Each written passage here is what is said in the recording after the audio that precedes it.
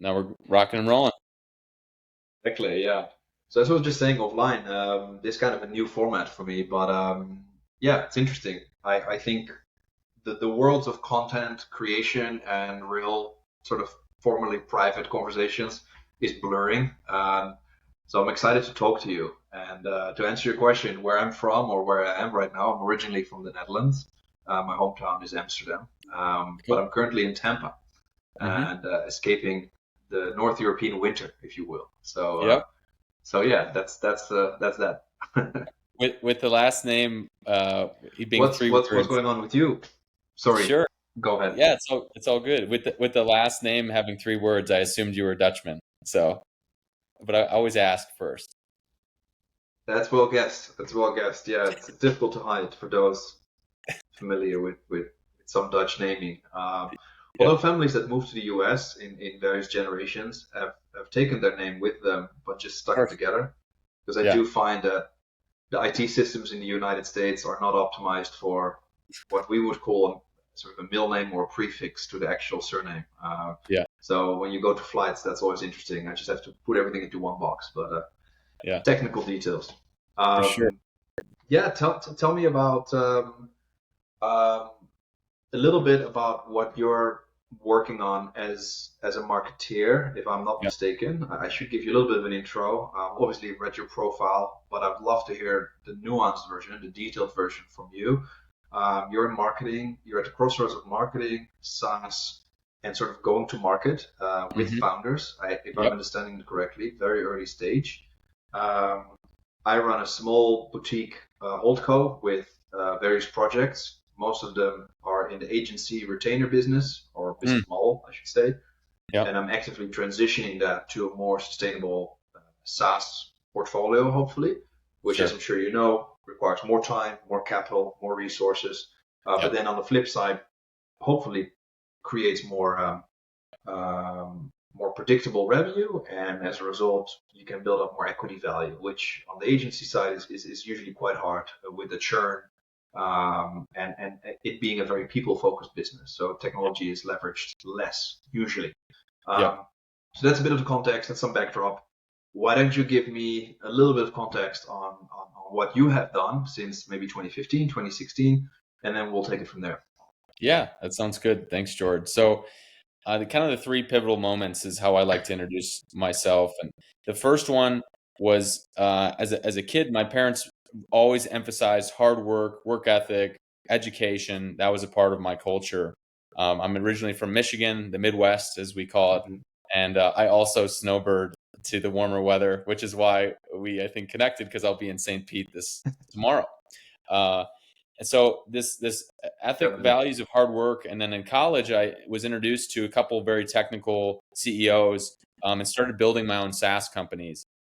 With uh, one was DentalInsider.com. A second was my alma mater commissioned me to build Rise Education. And essentially, what I would do is I would cold call the target market during the day, hear what they wanted, assign it to my development team. They'd build it overnight. The next day, I'd call again and try and sell it again with the new features. And so I learned how to do product. I learned how to be a growth marketer and do cold email, which was before cold email was cool. We were sending to like 40,000 people a week, which was really, really crazy at the time. And took us from 0 to 6,000 users in less than a year. And simultaneously, I was in a management training program at a Fortune 100 company where they were paying me to move across the world, launch new business units, mostly technology based. So I was hustling day, night, and weekends. And so the kind of the third pivotal That's moment awesome. after. Thanks. Yeah, it was a lot of fun. I lived in Germany. I've been to Amsterdam a couple times. I love your country. The Dutch and the Americans, I think, are very similar culturally, I would say. And some, well, Midwest Americans, I would say there's different there's like 11, 13 cultures in the US, but I resonated very well with the Dutch culture. And the third pivotal moment for me was I was building a business from scratch with a few partners, and my mom was diagnosed with terminal breast cancer. And so at that time, stopped everything I was doing, focused on family, took care of her, and really got to spend the rest of her life by her side. And we lost her last September, and it really sent me into this existential crisis. of like, what do I want out of life? And I thought, a friend approached me, a very religious friend. He said, you need to make your purpose something that Elizabeth passed on to you. What is it? And I thought about it, and I grieved and I wept. I did the whole thing, felt all the things. And I realized she put others first. She helped others. That was her purpose. It was always so selfless, and so, what can I do for you? And so I realized that my purpose, after all these businesses and on this journey, is to help others build the business of their dreams. That's what I'm here for. I do it well. I'm a very, very, I would say, honest, giving person. And frankly, my cup is filled by working with exciting founders who want to solve real problems. And so that's my third pivotal moment, is helping people build a business of their dreams, which is how SaaS Lead Flow. I am the SaaS launch partner on Twitter. That is my brand that I am building to help people build their tech companies of their dreams. That's awesome. Well, first of all, very much delayed condolences. That sounds like a very rough period of your life. I think as we are, I don't know your age exactly, but I'm in my mid-30s. That's the age the previous generation is getting into the danger zone, if you want to call it that. And yeah, like I've got friends who've lost one or both of their parents. I still luckily have mine, but yeah, it's that's when things get real, right? That's when all the Twitter games are sort of over, and suddenly you get punched in the stomach. I don't know who said it, but and it often happens on what they say, like on a rainy Tuesday afternoon when you least expect it, right? Now, obviously, it sounds like there was an unfortunate track of disease prior to her passing, but it's amazing, and some sort of a silver lining from the sounds of it, that you've been able to internalize and reflect and take some of her best qualities that everyone probably knew about, and then you have taken that and incorporated that into your life. So yeah, I'm sure she'll really very much appreciate that. So then, a bit of a harsh segue perhaps, but like in terms of the business, then it's interesting. What I found fascinating about your profile, and I can dig into why that is, because I've been on the agency side myself, both as an employee as well as a business owner. I still own an agency. We're doing cold outbound, so I'm quite familiar with that world. But then also on the more product side, and there seems to be this sort of healthy or sometimes unhealthy tension between, am I on the agency slash sort of the world of the agency is retainers, make money by writing hours or days or months, and then on the other side, being as efficient, lean, frugal, and sort of like very much focused on, as you said earlier, building a product, getting it to your dev team, and completing that cycle by iterating and going back to your market, your ICP. And the tension there is obviously, well, one side is making money by writing hours, and the other one wants to get done as much for as little hours as possible. So how do you marry those two concepts, since you've been on both sides of the fence, and perhaps in your current role as the SaaS co-founder going to market with your partners?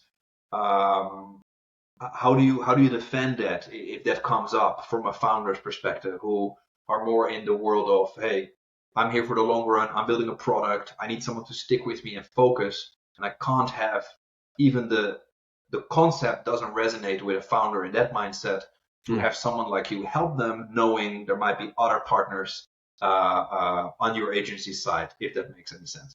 Yeah. Very is a good objection to the agency model versus the traditional business partner model. So there's a lot, you packed a lot of questions into one. So let's kind of pull a few out and dive into them. The first one, agency versus co-founder. So I don't call myself an agency. I'm not an agency at this time. I have a unique set of skills, as Liam Neeson said in Taken. I have a unique set of skills that are very, very special, that I've built over the last 7 years, that are extremely valuable to my partners.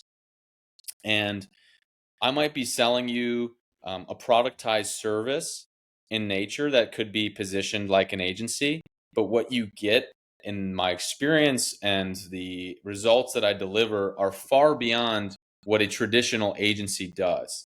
I think the agency model is broken because they're trying to keep retainers for as long as possible, to keep and generate their MRR to be as scalable where, eventually maybe they can exit or have a COO and project managers and all that. I'm not interested in having a transactional relationship. I am very invested in my partners who I select to work with. And I only do that based on cultural fit, which is what we were emailing about or texting about this morning.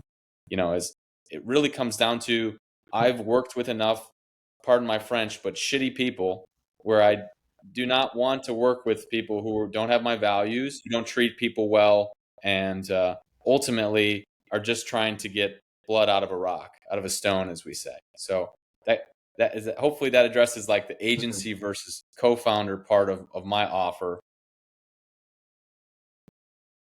Mm-hmm. And then the second part of your question is like, the short answer. Go ahead. No, there's a delay, so please. No, that's why I was pausing. So why don't you wrap up the second part of your answer, and then I'll jump back in. Sure. So then the second part is, what do I do with these founders who are like, I need a business partner, I need a business partner, I need a business partner? I would say to that, you don't just jump into a marriage and a contract with a partner for life based on a series of dates that you might go on. And usually that's how a pre-selling process is, or maybe you're trying to figure out. What I recommend is you build something together and you see how it goes. And you start with a short-term contract that is very transactional with upside for both sides. And then you can make an assessment for long-term compatibility, which is the same thing I put in my dating app profile, by the way. Is I start with a short-term experience before assessing for long-term compatibility. So I never recommend to my founders, to my partners, to go ahead and sign up with a co-founder. How are you going to know you want to marry someone after 2 dates? Nobody does that. So why would you do it in business? Mm-hmm. Totally. No, I get that analogy. That makes total sense. Which is why, in part, I am relatively critical of these accelerators/incubators who promise to marry you off to a significant other, in this case a co-founder. I've gone through one of these incubators myself in London called Entrepreneur First. Okay. They're sort of a YC-ish kind of a brand in Europe. They're very well known. But the big distinction would be that you come in as a solo person and you come out as a team, and they sort of forge those relationships. Rarely does it work, not only because rarely a startup works. So there's already, you're 1 in 10 already in the VC world. But then as part of that 1 in 10, and I don't know the exact statistics, but I was one of those where the co-founder relationship didn't work out the way we had hoped. So I'm just quite skeptical. I do think that building relationships at the end of the day, whether it's in your private, intimate life or in business, it comes a lot down to values at the end of the day. Everything else is sort of stacked up from there. I like this bottoms up approach, which is kind of, I don't know about contrarian, but it's definitely different than a lot of other topics that are discussed these days in popular culture, which is a lot of like top down. People care a lot about the macro and like, who's the next president, who's all these kind of things. And it's like, it's so far away from what you can influence day to day, where, some people call it more conservative. I just call it more common sense. Believe that you first sort of, build a foundation, rescue yourself, make sure you have some value to offer, and then people can jump on your little boat or you jump on their boat, and then you start rowing together, right? And then you build a house, and then sort of, I'm mixing analogies here with boats and houses, but I think you get my point. So that's cool. Now, still, if I put one more time or a little bit more on the dichotomy of being 1 foot in the agency world, even though you're not an agency, you have an agency model. You get paid for your time. You get paid for, the contributions you bring to the table in a certain time span, which is fine. But then again, you are helping people in a SaaS model. At some point, that there's going to be a fork in the road, I could imagine, where you say, or your client, in this case, the founder says, hey, Mike, you're a great guy. I think we can take this to the next level. Let's have a conversation about that. Or, hey, Mike, still you're a great guy, but I just don't think this is gonna work. You might feel the same way. In that case, you split ways and wish each Mhm. other the best. How does that fork in the road? How does that look like? Even though you might not have yet experienced that, or you might have. Maybe you can tell me an anecdote. Yeah, What is your thinking around that? And do you agree with the premise that it does eventually come to a point where you've got to go left or right? you're spot on, Jord. You're spot on. And I've been to both. I've traveled both paths. So I took Rise Education from a PowerPoint wireframe to their Series A funding, built their enterprise software, helped them do their pilot, helped them start scaling, and then after 2 years, they got an $8.5 million Series A check. And at that time, they said, "Thanks for your contribution. We've hired a full-time person, and they're taking over." And that was that. And one of the co-founders won Forbes 30 under 30, and I think they just raised Series B, or they're looking at it. And so uh, I've been there, and there's no hard feelings. I have a lot of really great memories from doing it. I feel proud to have experienced that and built that from scratch, and it's on my resume. That's something I did. They showed me, the founder called me and said, "Hey, I want to do this thing." And then they showed me a PowerPoint wireframe, and we built the thing. And then they scaled it, and they're going to probably make a bunch of money on it. It's awesome. Super happy for them. The other side is I've joined. Go ahead. I'll let you comment on that if you want. No, no.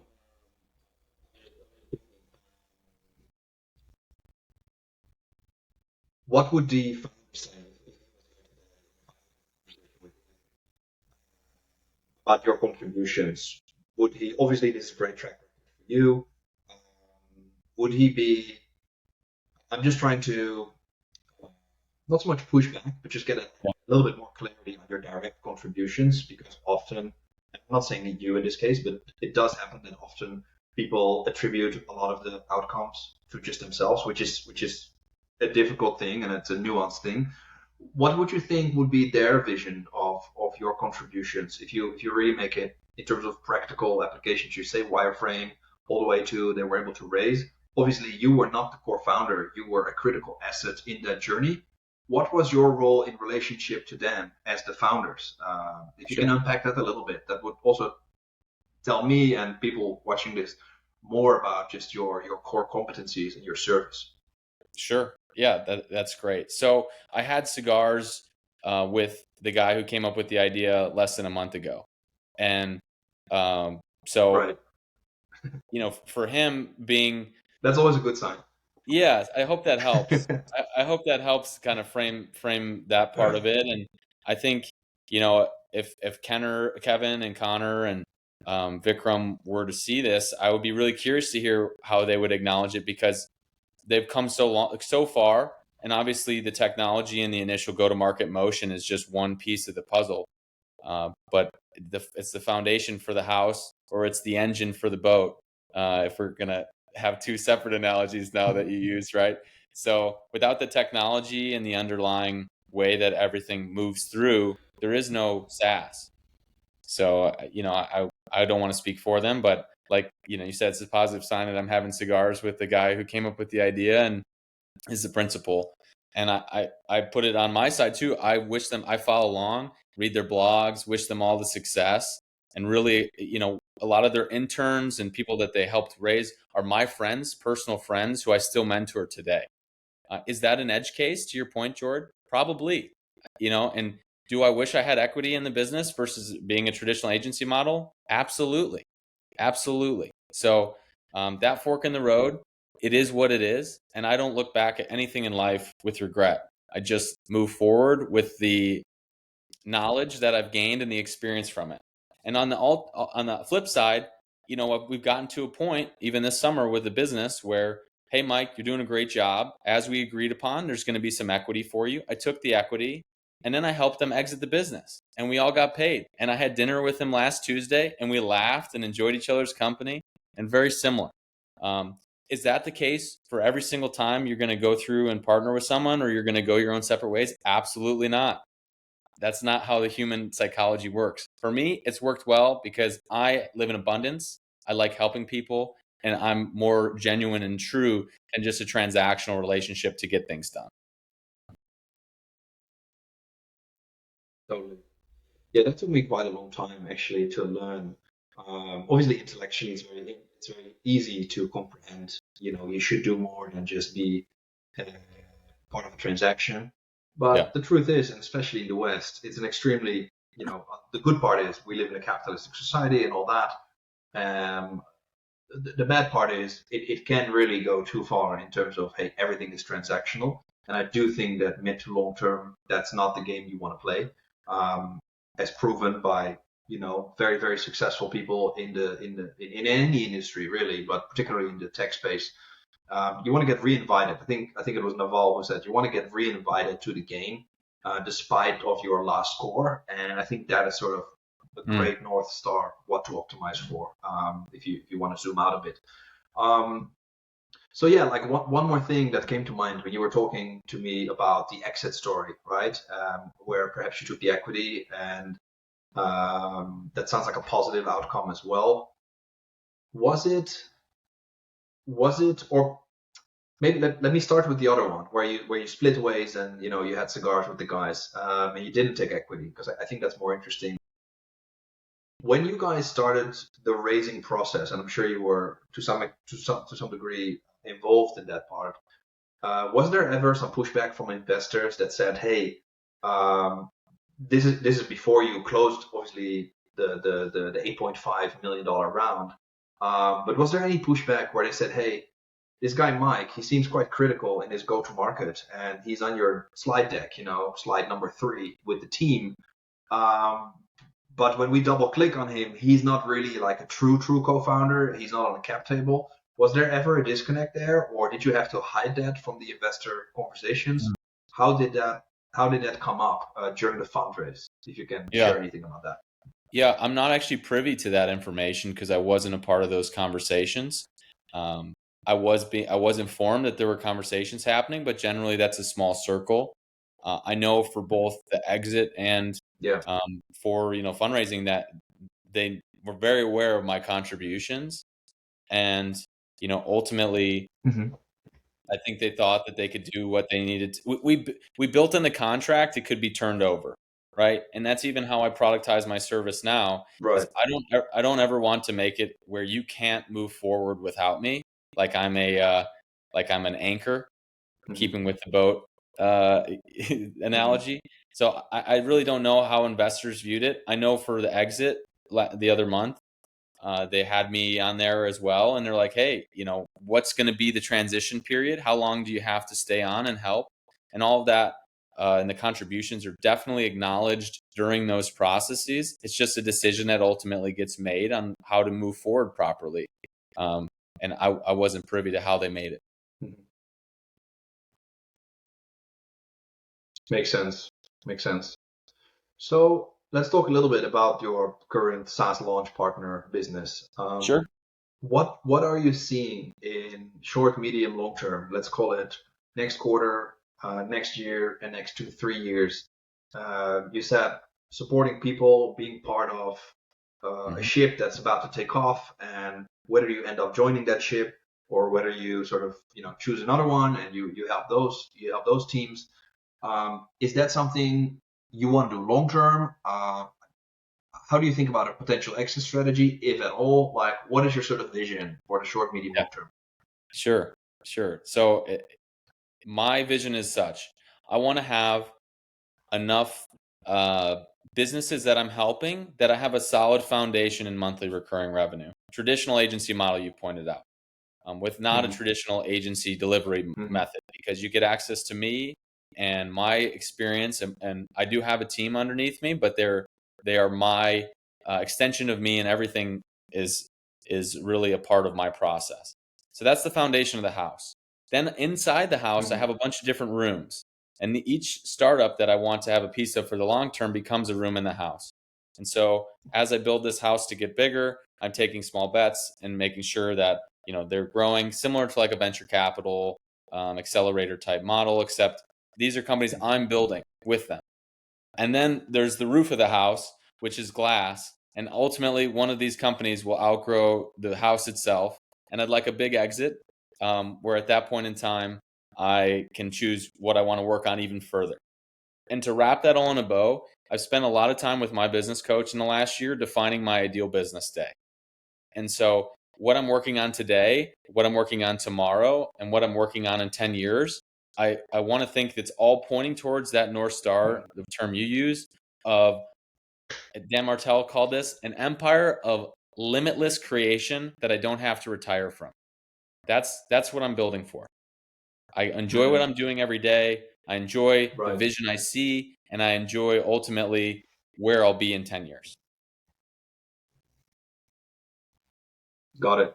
That sounds well thought through, more than many people that I talk to, which I like, because when you're 18, 19, you can float around a bit more, but I do think it helps to have some guidelines, some guardrails, whatever term you want to use, in terms of where you're going.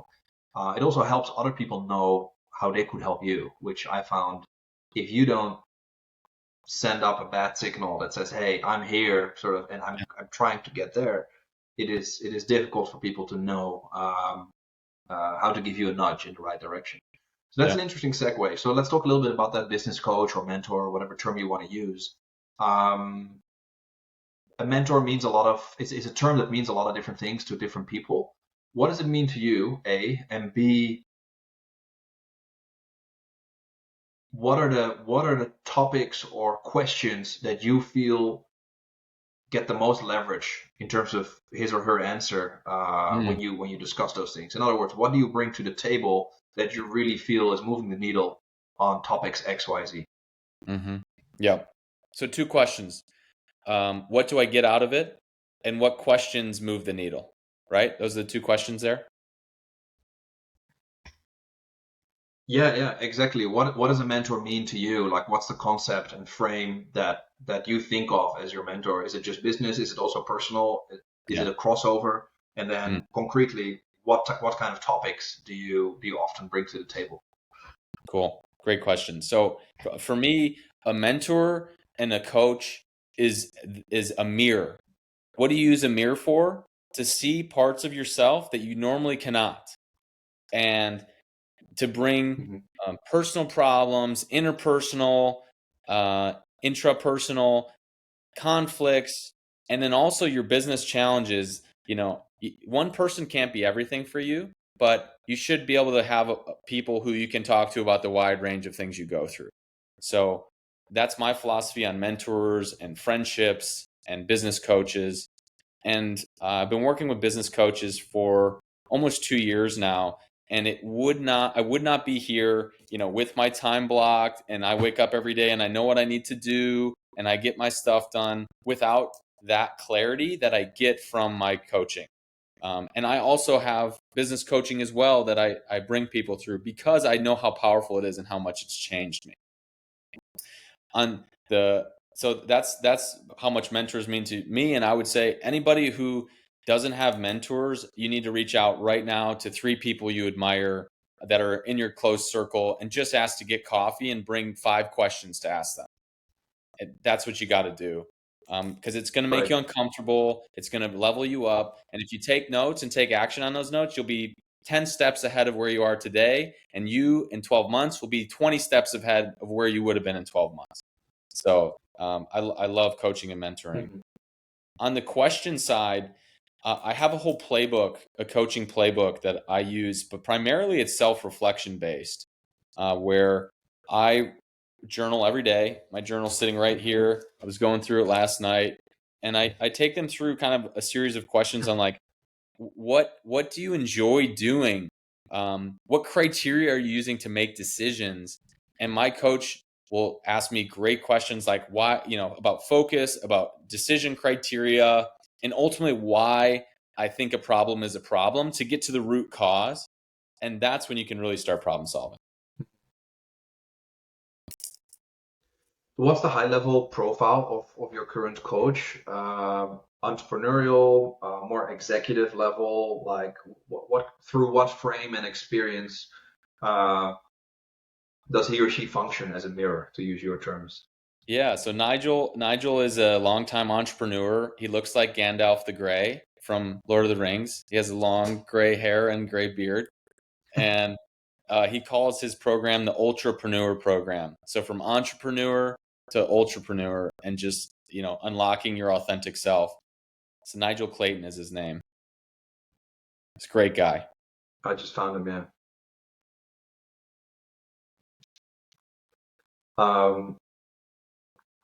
That's awesome. And what is the interval that you guys talk? Is it a weekly thing? Is it just ad hoc? Like, how does it work? Yeah, so he has a program that's group. So we talk it's the second and fourth Wednesday of every month for an hour and a half. A group of us gets together and we bring our biggest problems that you label as A, B, or C. A is like, yeah, we need to talk about it today. B is maybe, and C is like, it's not that urgent. We ultimately have a lot of A's. Yeah. And then he has a bigger group one the last Thursday of every month, where a bunch of his different groups come together and we go through very like self-reflection business problems together. And then I just recently signed up for once a month, one-on-one as well. Got it.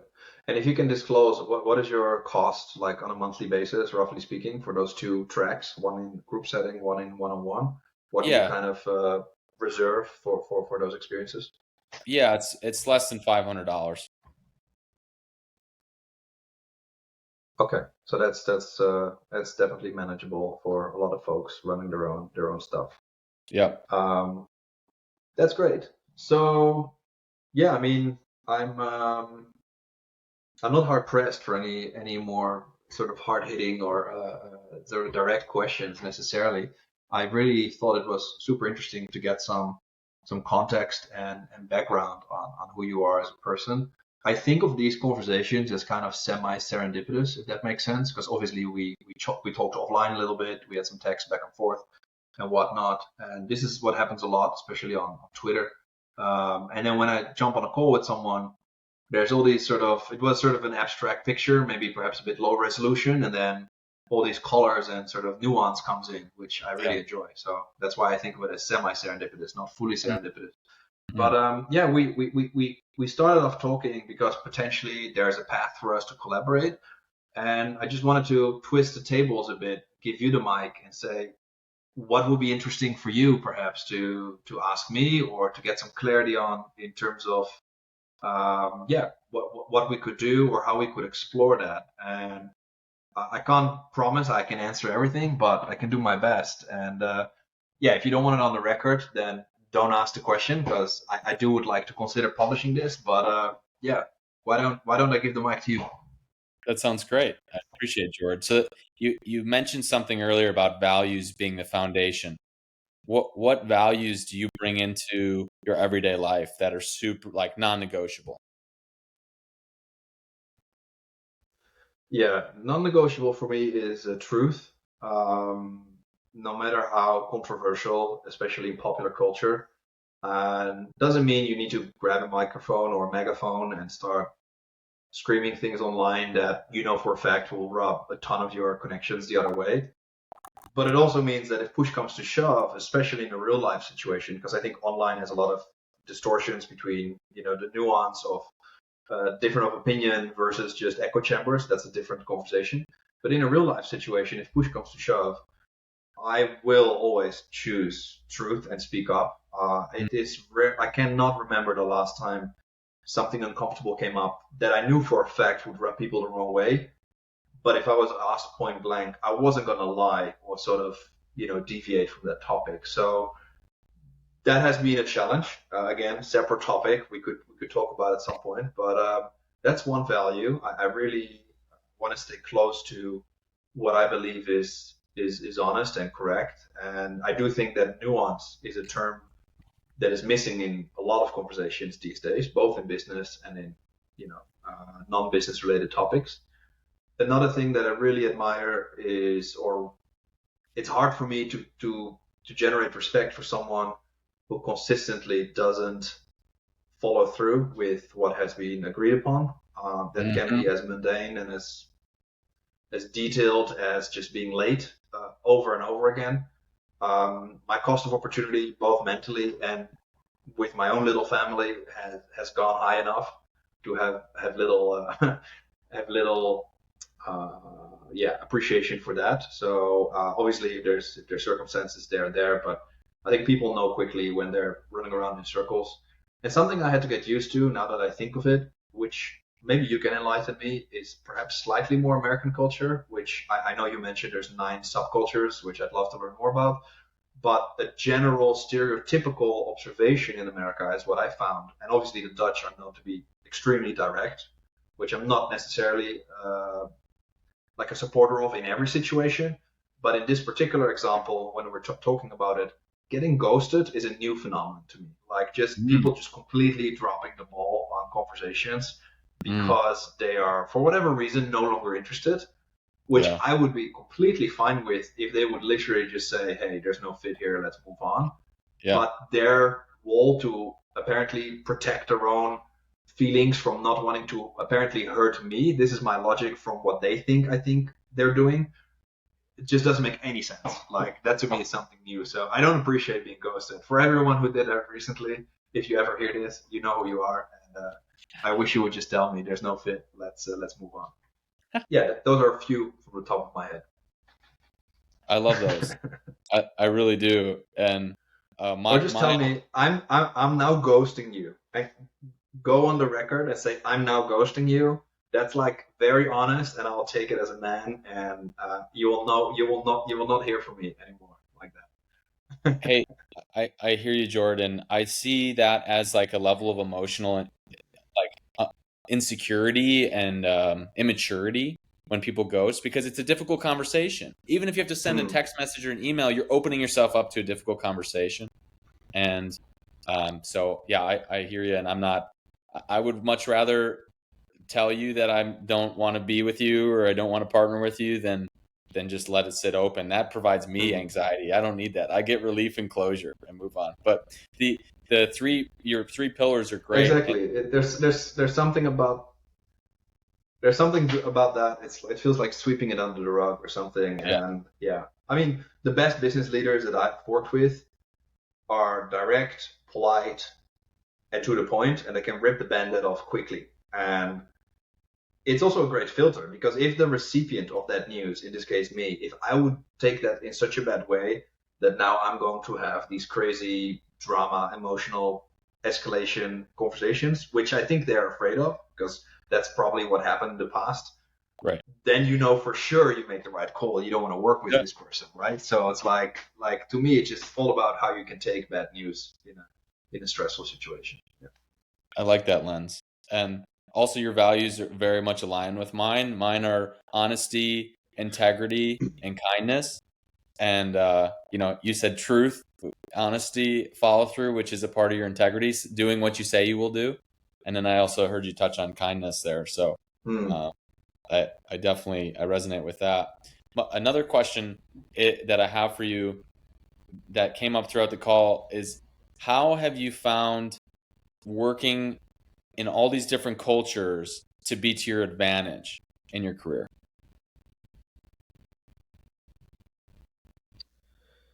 It's interesting.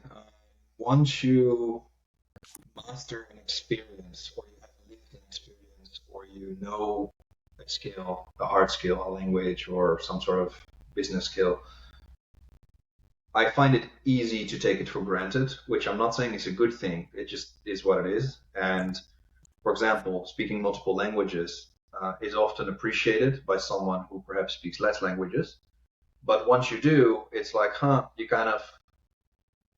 you don't really value it. It's easy to undervalue yourself. And that touches slightly on imposter syndrome, which is a separate topic. But to answer your question, how has it helped me, having done multiple things on multiple continents in different countries and whatnot?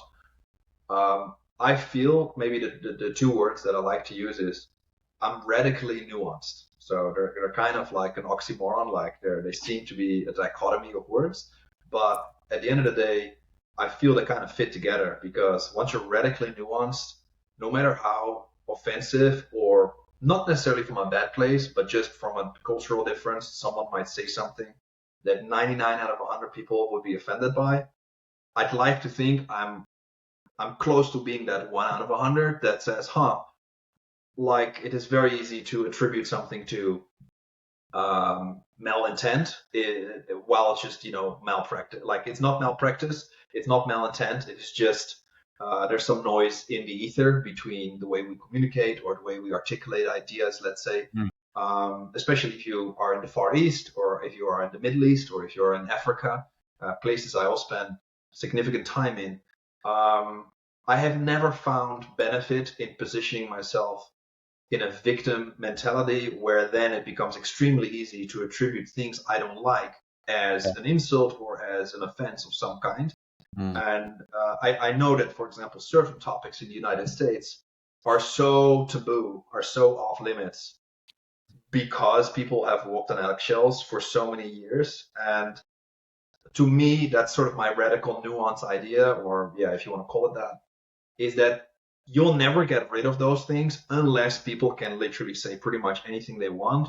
And if it does offend you, stop listening to those people and part your ways. And now you can put a mental label on someone and say, hey, they share opinions and values that are so foreign to mine. Yeah. I will no longer spend time with this person, but at least I now know, right? As opposed to if you would have gone the more censored route, let's say, you would have not known, and all of those things go underground, and I think then you get a lot more conflict down the road. So that's a bit of a rant. I don't know if that answers your question, but yeah, I'd like to take pride in those experiences, uh, having made me more resilient and glasses half full, positive guy, and Yeah. very rarely do people really have bad intentions. Yeah. It's well said. I resonate with a lot of what you just laid out, from start to finish. And you pointed out something that's crucial. It's a part of my ethos. Don't take things personally. It's one of the four agreements. If you've read the Four Agreements book, and it's number 2. Don't take things personally, no matter what it is. Right? People are going to act and say things on their own accord. It has nothing to do with you. So I really like that. And the language part is cool because ich habe vor 10 Jahren Deutsch gelernt, aber kann ich Niederländisch nicht gesprochen. So I've learned, spent a lot of time in Germany and all over Central Europe. Although Dutch, I can kind of read it, can't speak it. Yeah, it's a tricky one. It seems like your German is up there, so that's awesome. I think beyond just the technical ability to speak another language, it just helps you train it's a bit more brain gymnastics and exercise. So I do think that's a good benefit of it. And yeah, it just shows some respect to the local culture you're in. Obviously, the US has this massive advantage of English and has exported it around the world. And I think in part because it is a relatively easy language, all things considered. But yeah, that's cool. What was your main takeaway from having lived in Germany? Yeah, if you can summarize 1 or 2 points. I think you touched on it perfectly. Like having the respect of other cultures is something that's incredibly. I don't want to say rare, but rare is probably the right word. Like I think Americans do take a lot of things for, um, advantage, and they're like, oh yeah, everyone speaks English, and this is the way it is, and it's the best country in the world. And like that's kind of the perspective of the majority of Americans. And while some of those things may be true in their minds, and on paper, it's not how the world works. We're all Homo sapiens. We all have different cultures and different things that have made us unique as human beings. And so just living amongst others and learning what they do well, the way that their culture fits, has expanded my horizon. And you touched on it way more eloquently than I could. So I'm not sure about that, but yeah. So let's talk a little bit more business, if you don't mind. I mean, obviously, I gave you the mic, but I would love to stay on the topic of SaaS and business because that's sure, the world you and I both operate in. sure, Marketing is a very broad field. I have not been a natural marketer most of my life. I don't like putting myself out there. Even recording this video is a new thing that I'm doing. I could have, in my mind, I should have started this 15, 16 years ago, basically, when I moved to China at the age of 19, or when I moved to Nairobi in Kenya at the age of, whatever, 30 or 29, Yeah. or when I moved to Berlin, or when I moved back to Amsterdam. All Sure. these moments gave me so many unique experiences that prior to the whole podcast wave, if you will, and the content explosion of the past, let's call it 4 or 5 years, really, um, yeah, would have made for interesting conversations. On the other hand, I feel there's a lot of noise out there, especially on platforms that I'm not a part of. Let's say Facebook, I no longer have since many years. I've never been on Instagram. And I don't say that to look down on people that are, but it just literally was such a delta negative to my lifestyle. It just didn't add much value. Now I have so many connections from all of those different geos, let's say on LinkedIn, that there is some true lock-in for me of having one database where everyone lives, that if I go to a new town, I can type in that name and everyone pops up that lives there, which makes it a very useful tool. The news feed of LinkedIn, I think, is pretty much 99% garbage. I don't find much value there, in all honesty. It's a lot of virtue signaling going on, a lot of people, spewing faux truths and sort of false narratives. But yeah, going back to marketing, it is obviously crucial. So it took me a long time to get around to the importance of it. I always often looked down on it for the first 10 years of my career, 20 to 30, let's say. I was more of a product guy. I love design. I taught myself how to design both systems, then the UX, then the UI, worked with front end teams, at all of that stuff. And marketing and sales was sort of the sleazy folks over there. Now, that was a massive mistake. Are you still there? Live video will return when your internet improves. Okay. I think I the still got connection you. is not that stable because I lost your video. Okay. But yeah, you're obviously in that world much more than me. And so now that I've disclosed my mistake and I'm completely pro team, go to market, and marketing and sales are very much key and critical, if not Yeah. the most important thing, generating revenue. Yep. It's a swamp. It's massive. There's so many Yep. channels. There's so many ways to do it. Yep. If you are like me at the start of a new venture with some initial MVP traction, Yep. how would you think about channels? How would you think about writing out a half pager, maybe one pager plan, something very succinct and small for a very short period of time where you Yep. can achieve real objectives and goals? Because it sounds like that's the market you're in with founders, very grassroots, very early stage. How do you move the needle in those things and not keep living in sort of expensive agency PowerPoint land, which is what I've often called it? Sure.